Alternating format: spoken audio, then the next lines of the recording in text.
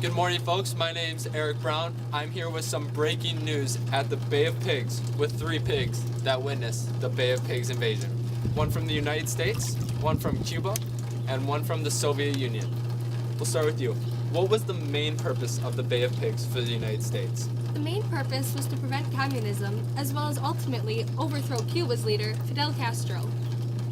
So this was President Eisenhower's idea, correct? Correct. It was President Eisenhower's idea, but ultimately President Kennedy executed the plan. What was his plan for the invasion? Who was he planning to send in? Well, we were planning to send in the Cuban exiles. Those were people who fled Cuba when Castro came to power. Our CIA then trained them in guerrilla warfare. Okay, so what is your personal opinion on why the Bae of Pigs failed? Personally, I blame President Kennedy.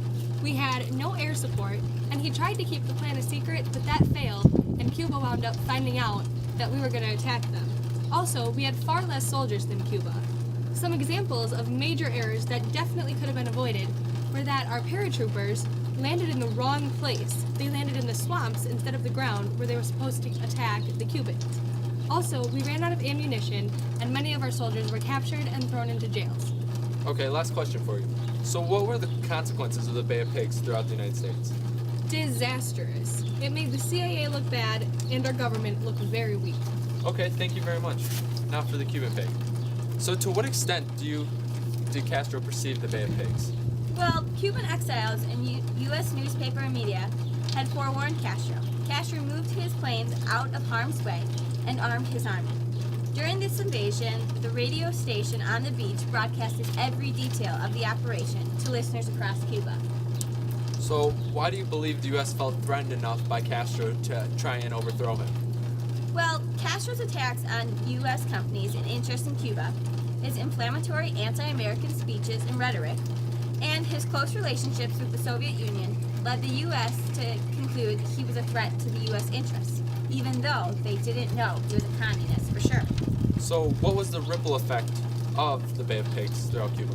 Well, Castro solidified his power in Cuba and requested Soviet military aid.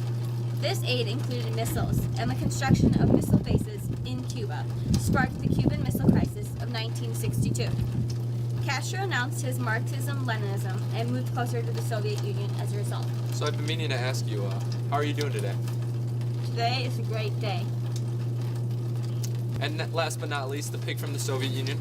So what did you think when you heard about the invasion of the Bae of Pigs? The Bae of Pigs invasion was clear evidence of the United States' clear intentions of expanding its sphere of influence, and Cuba should strengthen its political system in order to lead by example as a triumphant nation that has no political or economic dependency on the U.S. So last question for the day, we have one more. Why were you friends with Castro? Castro sought military support from Soviet leader Nikita Khrushchev to forestall any further American attempts to overtake the island. Khrushchev, looking for an opportunity to develop strategic advantage point in relation to the United States, agreed and began to install nuclear weapons in Cuba under hidden operations. Very interesting. Thank you all for your time today. We really appreciate it. It was very informative. Back to you, Bill.